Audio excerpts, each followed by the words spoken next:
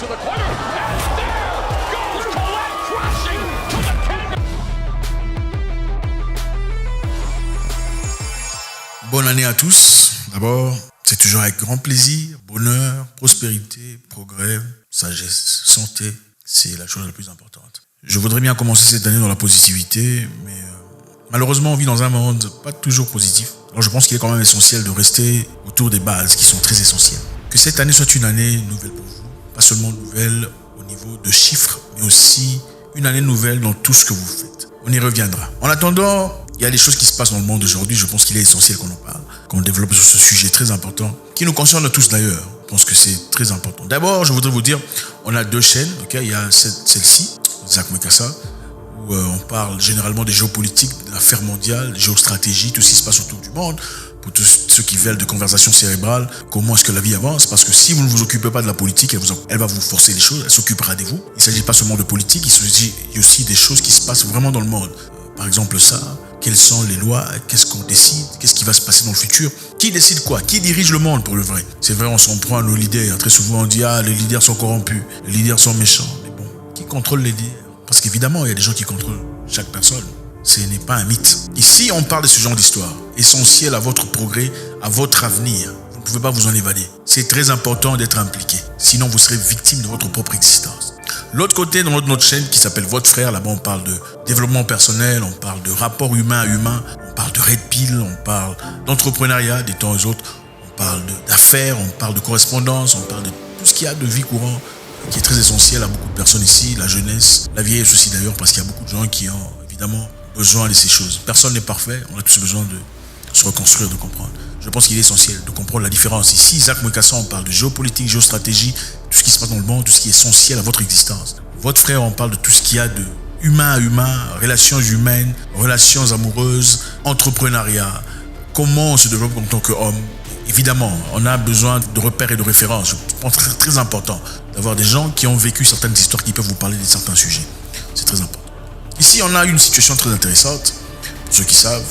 Un groupe de personnes très influents du monde se sont réunis en Belgique il y a quelques jours pour aller développer une histoire très intéressante, c'est-à-dire le groupe de Bill et Melinda Gates Foundation, John Hopkins Center of Health and Security, l'Organisation mondiale de l'art, ainsi que d'autres organisations proéminentes, se sont réunis en Belgique pour aller discuter sur quoi?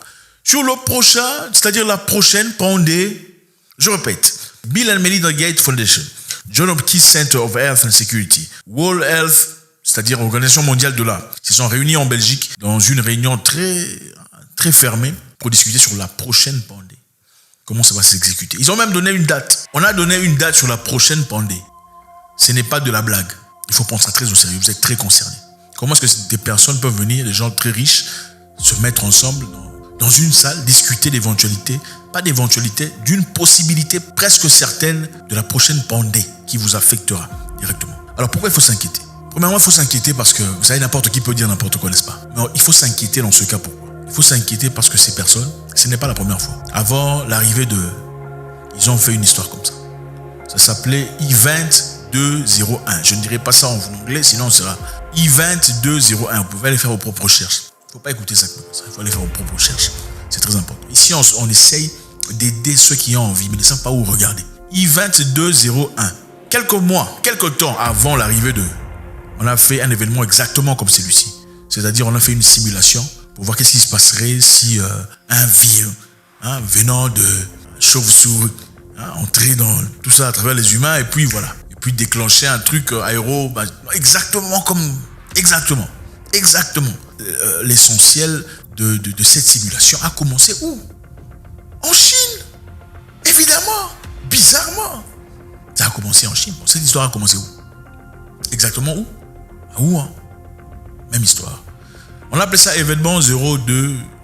Vous pouvez aller faire vos propres recherches. Voilà la raison pourquoi il faut s'inquiéter. C'est le même groupe de personnes. Il s'agissait de Bill et Melinda Gates Foundation, de John Hopkins Center of Health et l'Organisation mondiale de l'art. Ils avaient fait une simulation quelques temps avant l'arrivée de cette histoire. Et après, c'est arrivé. Maintenant, en Belgique, il y a quelques jours, on vient de faire une nouvelle simulation sur une nouvelle pandémie qui arriverait en 2025. Ils ont même une date exacte pour ça.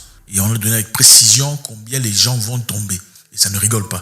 Donc cette simulation qu'on va regarder ensemble ici, c'est juste une partie, parce que la vidéo entière a déjà été enlevée de... vous comprenez comment ça se passe, hein? Quand les gens commencent à réfléchir, on enlève la vidéo, on l'efface. Donc ça, on a pu trouver ça par des moyens très stratégiques. Donc en effet, on a fait une simulation racontant un tout petit peu une histoire de ce qui se passerait en 2025. Donc pendant ce temps, il y aurait une autre histoire qui viendrait, et cette fois-là, ça sera incroyable. Okay? Et puis ici, on montre maintenant un groupe de personnes en train de discuter, c'est-à-dire des dirigeants en train de discuter sur comment il faut mater, contrôler cette histoire. Suivant.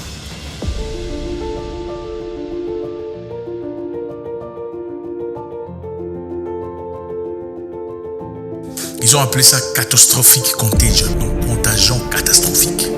Latin American countries alerted the WHO of several outbreaks of a new infectious disease that's mysteriously appearing across the region. Severe Epidemic Enterovirus Respiratory Syndrome 2025. Donc ici, on parle d'une nouvelle situation, nouvelle émergence, d'une nouvelle histoire, je ne dirais pas le nom, qui vient de se présenter dans le monde. Et ça s'appelle, ils ont même un nom pour ça, Severe Epidemic Enterovirus Respiratory Syndrome en 2025. C'est ça l'histoire qui va arriver. The pandemic in this type of situation and trend would be a risk for the global health security. Pandemics are inherently political, financial, and so much broader. Là, on voit ces groupes de personnes proéminentes réunies discuter sur comment il faut manager cette histoire. Ce qui est essentiel, il faut remarquer, c'est quoi? Regardez la présence des Noirs parmi ces dirigeants, ces personnes importantes, proéminentes, qui décident sur le monde. On met les images des Noirs. Vous savez pourquoi? Parce que c'est important que vous vous reconnaissiez dans cette histoire. S'il n'y avait que des images des gens qui ne vous ressemblent pas, vous remettez en question tout. C'est ça. S'il n'y a que des images de gens que vous ne correspondez pas, vous remettez en question parce que vous demandez pourquoi ils veulent décider pour nous. Comment ça se fait que parmi eux, il n'y a pas des gens qui nous ressemblent, n'est-ce pas? Il y a plus de crédibilité à avoir des gens qui vous ressemblent, qui vous parlent d'une situation pour que vous l'acceptiez. C'est psychologique. C'est un peu comme si, pour ceux qui savent, vous vous souvenez de l'histoire de... on a parlé ici une fois des États-Unis, quand les États-Unis a dit que les Africains doivent se décider sur la Russie. Hein, ils doivent se décider, soit ils travaillent avec nous, ou bien ils sont contre nous. Sinon, ils paieront le prix. Ils se sont servis de qui? C'était d'un Américain, comme vous, pour parler des Africains. Parce que si on se servait d'une personne différente, évidemment, ça paraîtrait comme quoi? Comme une menace. Ils sont en train de nous menacer. Bon, comme c'est un Noir, comme vous, là, ce n'est pas grave. Parce que, bon, directement, il y a ce sens de, ok, peut-être qu'il a raison. D'accord? Si on veut vous demander de suivre une direction, on vous présente une personne qui vous ressemble. Parce que, psychologiquement, vous avez l'impression que cette personne ne me voudrait pas de mal. Parce qu'on se ressemble. Suivant. We have not spoken on the leadership in country. And I think that we need to be also very careful. We cannot decide a lot of things without the leaders be involved and agree on that. Dans cette réunion, on a, évidemment organisée par Bill Gates, les actuels et anciens ministres de santé et hauts fonctionnaires de santé du Sénégal, du Rwanda, du Nigeria, de l'Angola, du Libéria, de Singapour, l'Inde, l'Allemagne, etc. Ils ont tous participé à cette simulation. Cette vidéo que vous voyez, évidemment, est une simulation préenregistrée, une simulation d'un V qui sera testée, voir le taux de propagation et comment elle affectera les enfants, les humains, et comment ça se propagera dans le monde. Ici, on vient de voir cette dame, une Africaine évidemment, probablement ghanéenne, qui vient de s'opposer à leur idée. Qu'est-ce qu'elle dit? Elle dit, je pense qu'il est essentiel de ne pas aller un peu trop vite. Il faudrait impliquer nos gouvernements, c'est-à-dire impliquer nos autorités locales sur les décisions qu'on va devoir prendre sur cette pandémie. Au lieu d'avancer des idées comme ça, je pense qu'il est important d'impliquer nos gouvernements. Si elle dit qu'il faut impliquer nos gouvernements, c'est-à-dire que les gouvernements ne sont pas impliqués. Rappelez-vous, c'est une projection. Donc, on prendra les décisions indépendamment des gouvernements. Voilà pourquoi elle dit pourquoi je pense qu'on va un peu trop vite. Il faudrait impliquer les gouvernements dans nos décisions au lieu d'aller vite. Et pourquoi on le fait? On va essayer de comprendre pourquoi on implique cette partie. Parce qu'ils savent que les Africains s'opposent à cette idée de globalisme, cette idée de généraliser tout le monde, de mettre tout le monde dans une même histoire. Cette idée de chercher une autorité suprême sur tout le monde. Beaucoup d'Africains s'y opposent. Pour essayer de montrer qu'on essaie de discuter sur ce sujet, il y a une dame qui se présente en disant non, je pense qu'il est important quand même et intelligent d'impliquer nos gouvernements. Maintenant, la réponse qu'on donnera par rapport à cette question de cette dame sera une réponse générale qui va asseoir dans le cœur de toutes ces personnes qui suivent cette vidéo une certaine paix dans le cœur. C'est-à-dire, ah ok, si la femme a posé la question pour savoir pourquoi le gouvernement ne peut pas impliquer et qu'on a donné une réponse qui l'a apaisée, c'est-à-dire que cette réponse, même si moi je ne la comprends pas, est une bonne réponse. There is no substitute for national leadership. It's important to support the local response or the national response. Training those that are in these areas first, enabling them with the tools, protecting them, and if needs be, regional solidarity first. At this stage, communication is key, and communication should include not just scientists with data, but also social, religious, and political leaders. Et ici, vous voyez, on parle en réponse à cette dame, la communication est très importante. La communication, pas seulement entre leaders politiques, mais aussi entre leaders religieux, entre tout le monde. Une certaine synchronisation, vous voyez un peu. C'est-à-dire, ce n'est pas le moment, en d'autres termes, de poser des questions. Ce n'est pas le moment, en d'autres termes, de résister ou de vouloir faire les choses seul. Il faudrait trust, donc c'est-à-dire confiance. Il faut se faire confiance. On a déjà fait des dégâts dans le passé. En ce moment-ci, il est important de travailler en synchronisation. Donc c'est une façon d'apaiser toutes ces personnes qui, dans le futur, voudront poser les questions pour savoir pourquoi vous voulez prendre des décisions pour notre pays. C'est sur quelle autorité? Là, on vous a répondu. On avance déjà. Trust. This is an essential issue. And trust was broken among countries, between populations and healthcare systems, between healthcare systems and governments. C'est une histoire très essentielle.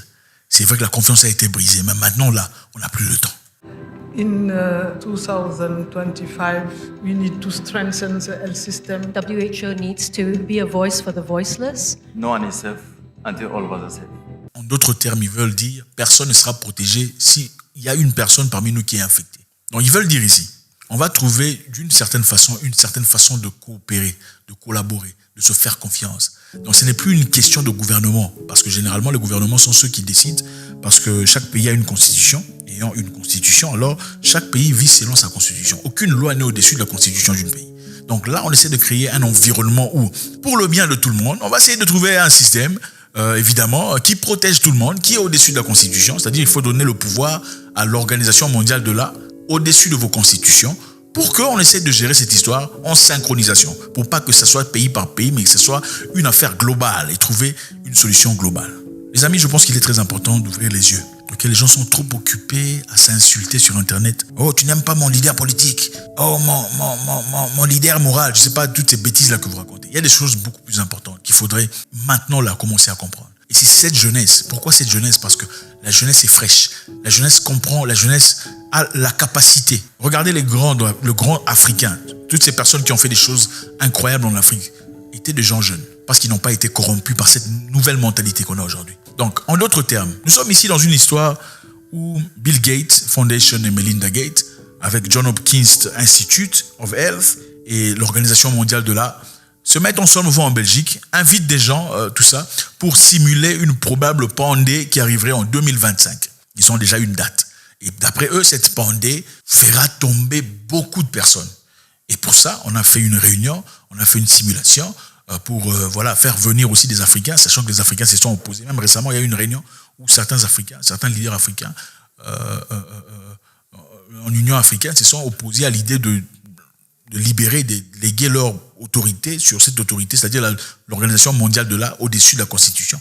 Oui, certains Africains s'y sont opposés. Alors, pour essayer de convaincre les Africains aussi, parmi tous les peuples du monde, de pouvoir faire confiance à eux, donc, on a montré une Africaine en train de poser des questions pertinentes. Ce sont des questions pertinentes. Je pense qu'il est important qu'on associe aussi nos gouvernements dans vos décisions. Ils disent non, maintenant ce n'est pas le temps de gouvernement. Maintenant c'est le temps de s'accorder, de se comprendre. C'est vrai qu'on a eu des difficultés dans le passé.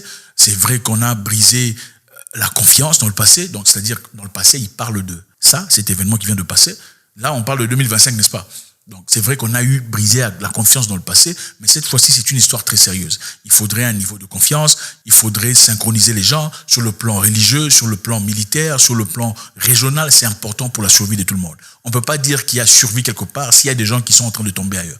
C'est ça en général. Pourquoi il faut s'inquiéter? Parce qu'ils l'ont déjà fait dans le passé. Et c'est arrivé. Le docteur Fauci, que beaucoup connaissent, Anthony Fauci, a dit au président Trump, avant l'arrivée de cette histoire, que pendant ta présidence, il y aura une pandémie. Il a dit ouvertement. Il n'y a pas de secret. pendant la présidence de Trump, il y a eu pandé. Le président Obama, quelque temps plus avant, il a dit ouvertement qu'il y aura pandé dans quelques années qui arrivent. Il faut se préparer. Comment ils ont su ça? We have to put in place an infrastructure, not just here at home, but globally, that allows us to see it quickly, isolate it quickly, respond to it quickly. So that if and when a new strain of flu, like the Spanish flu, crops up, 5 years from now or a decade from now, we've made the investment. And we're further along to be able to catch it. Ils ont fait une simulation quelques mois avant d'une pandémie venue de chauve-souris qui a commencé en Chine à Wuhan. Quelques temps après, c'est arrivé. Comment ils ont su ça? Maintenant, ce sont les mêmes personnes qui ont prédit les mêmes histoires dans le passé qui sont arrivées. Prédisent aussi aujourd'hui que ça va arriver en 2025, que ça va bousculer, transformer la vie des gens. Ne devriez-vous pas vous inquiéter. Soyez prêts. Soyez prêts, c'est comment on appelle cette vidéo. Soyez prêts.